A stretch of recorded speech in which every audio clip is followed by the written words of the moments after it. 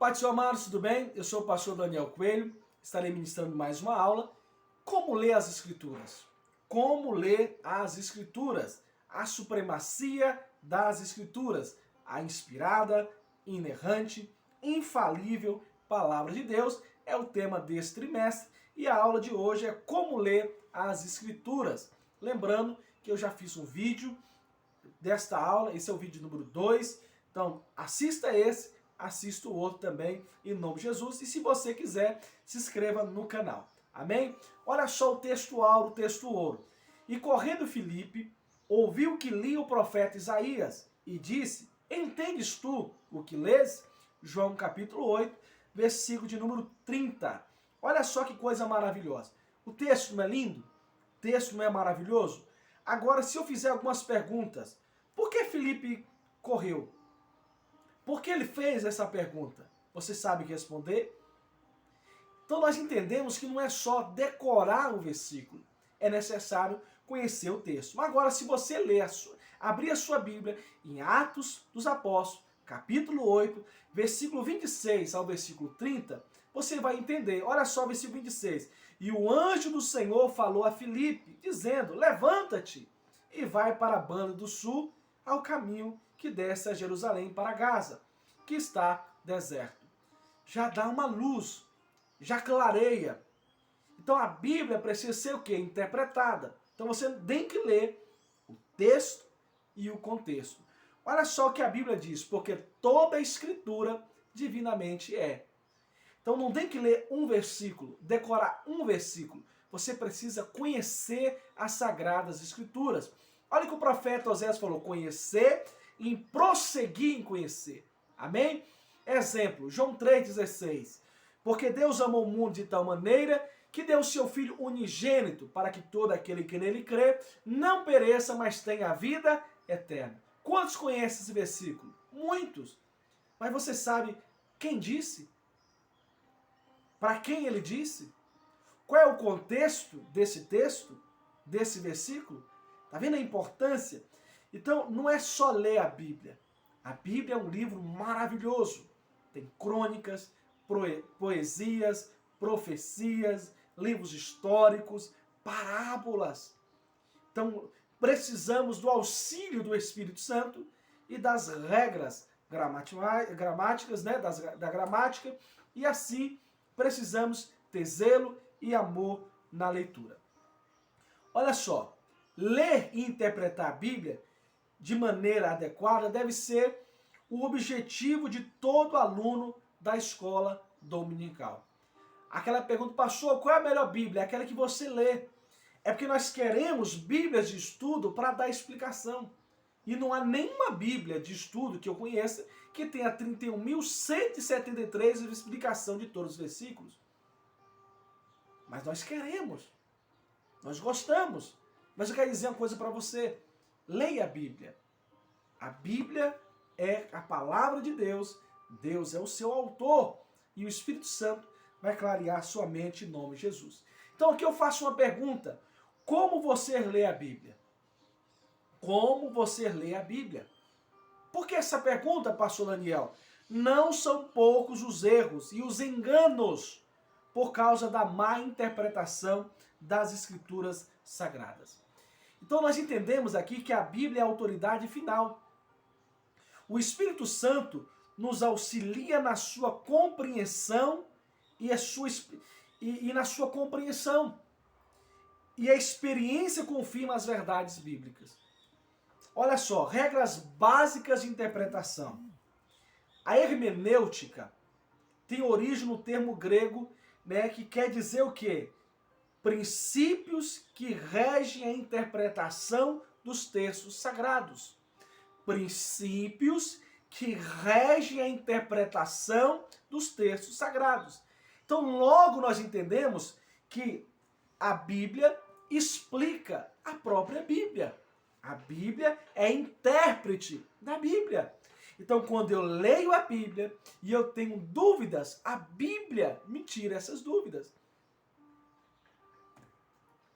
Lutero desenvolveu a máxima de que as Escrituras têm de ser interpretada, entendida por si próprio.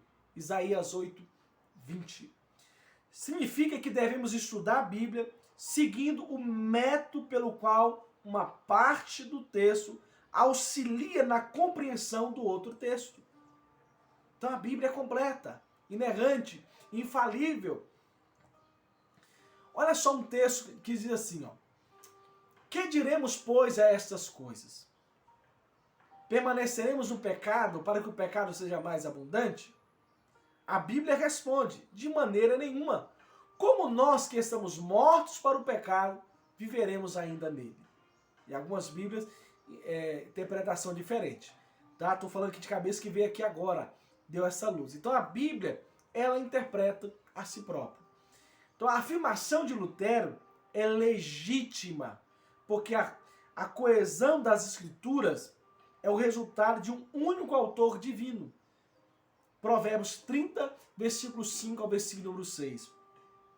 Embora esse método seja legítimo, o estudante das Escrituras, eu, você, preciso de auxílio de regras básicas para uma correção, para uma correta interpretação. Então a primeira coisa é ler, né? Ler e ler e ler. Então nós temos princípios de interpretação bíblica.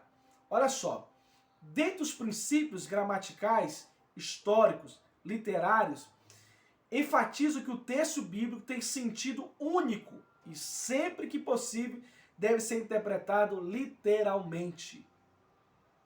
Nesse aspecto, é preciso tomar cuidado com as expressões de uso simbólico e alegórico. Então nós temos que tomar muito cuidado, né, na hora de que lermos a Bíblia, interpretarmos a Bíblia e ministrarmos o estudo da palavra a alguém. Por exemplo, citar um exemplo aqui, Cristo disse: tomai e comei, isto é o meu corpo, Mateus 26, 26. Aqui não está no sentido literal. Alguns pastores, na hora da Santa Ceia, você que é pastor que está me assistindo, não cometa esse erro. Alguns pastores na Santa Ceia falam: ó, bebe agora, porque esse suco não é mais suco. Agora é o sangue de Jesus, bebe. A Bíblia condena beber sangue. Aqui está no sentido figurado, irmãos. É um símbolo. O pão, depois da oração, continua sendo pão. A prova disso é que você come o pão. O suco de uva, que não é vinho, espero que não seja vinho, né? Ele continua sendo suco de uva. O gosto é de suco de uva.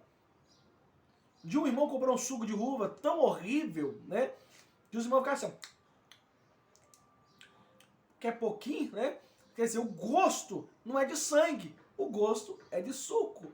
Então, não é no sentido literal, é no sentido figurado aqui. Então, nós temos aqui outro princípio, refere-se ao contexto. Isto é, analisar os versículos que precedem e seguem o texto que se estuda. Texto fora do contexto é pretexto para heresia. Texto fora do contexto é pretexto para heresia. Texto fora do contexto é pretexto para heresia. Última vez.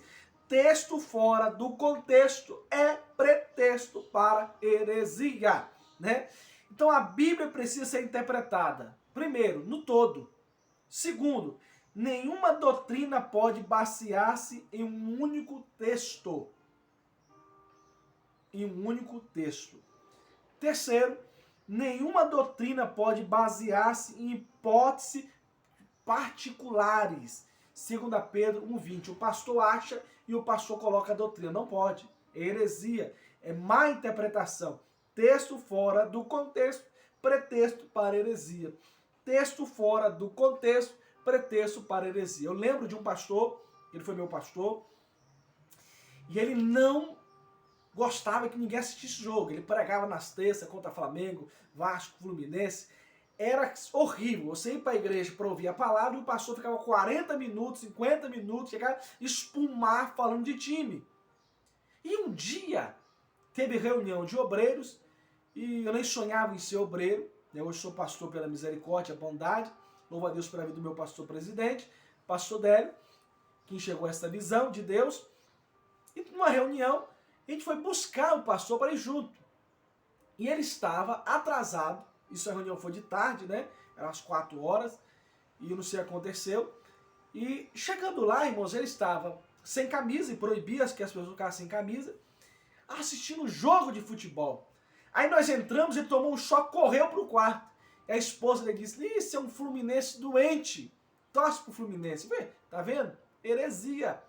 Texto fora do contexto, pretexto para heresia. A igreja não podia, os jovens não podiam, mas ele podia torcer pro Fluminense. Então vamos lá. Os perigos da hermenêutica pós-moderna, né?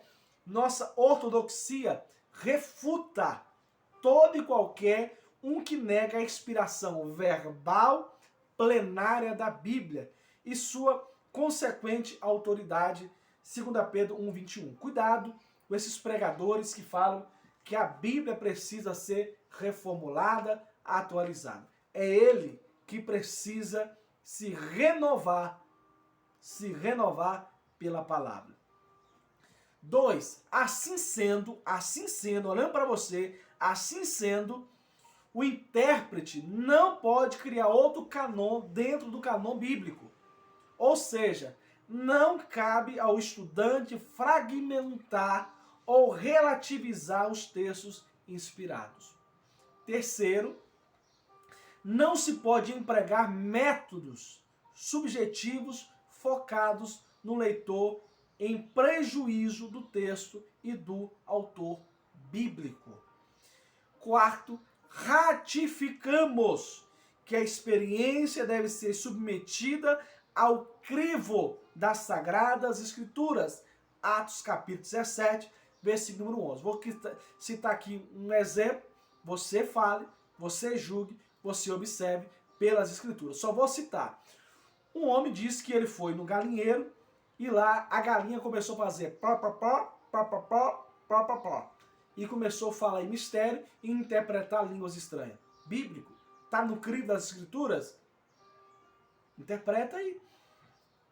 Quinto, reconhecemos que as técnicas hermenêuticas não são infalíveis. Olha aqui, pastor Daniel, que é um curso de teologia que eu ministro, às quarta-feiras. Olha só, hermenêutica e homilética. Então, nós entendemos que as regras, as técnicas de hermenêutica não são infalíveis. O que é infalível é a palavra de Deus, não as técnicas. Sexto, durante o processo de aplicação dos métodos interpretativos, necessitamos da iluminação do Espírito Santo. Amém? Então, a Escritura é a sua principal interpretação. Olha só, a Escritura é a sua principal interpretação. Assim sendo, o uso da hermenêutica é a iluminação do Espírito, auxilia na correta interpretação. Sem o Espírito Santo, você não conseguirá interpretar a Bíblia Sagrada. Então, a Bíblia Sagrada deve ser lida e interpretada. Somos auxiliados pela exegese e pela hermenêutica.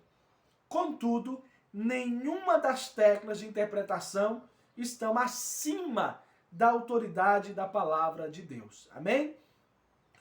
Então, o que a igreja crê e professa deve ser interpretado à luz, somente à luz da própria Escritura. Por mais que você ame um escritor, um pregador, o seu pastor, ele precisa ser bíblico. Seu pastor não tem que ser legalzinho. Seu pastor não tem que ser gente boa. O seu pastor não tem que ser radical. O seu pastor tem que ser um homem de Deus que leva a palavra com clareza ao seu coração. Amém? Leia a Bíblia. Eu estou com uma campanha poderosíssima.